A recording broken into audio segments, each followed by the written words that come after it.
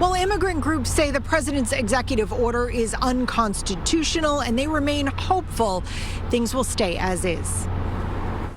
At the Mirror Coalition in Boston, the chief of staff is a U.S. citizen by birthright. I am one of these people who, when I was born, my parents did not have permanent status yet. They were here just on temporary visas. His parents decided to stay and get their green cards. It meant that we were part of the fabric of this country, basically. That's a good one. Birthright.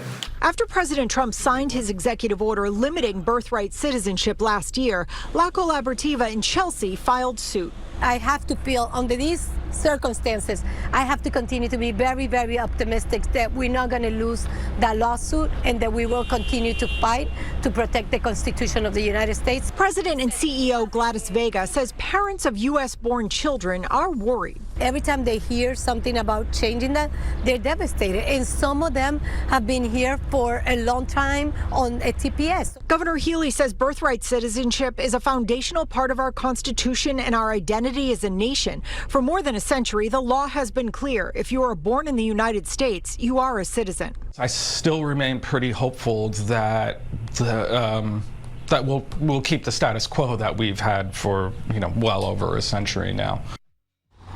Attorney General Andrea Campbell says when the president tried to rewrite the Constitution, state attorneys general acted immediately. The law is on our side, and the Supreme Court must uphold the rule of law and protect the rights of all our residents born on U.S. soil. The court's decision is expected this summer. Live in Charlestown, Charmin Sketty, WCVB News Center 5.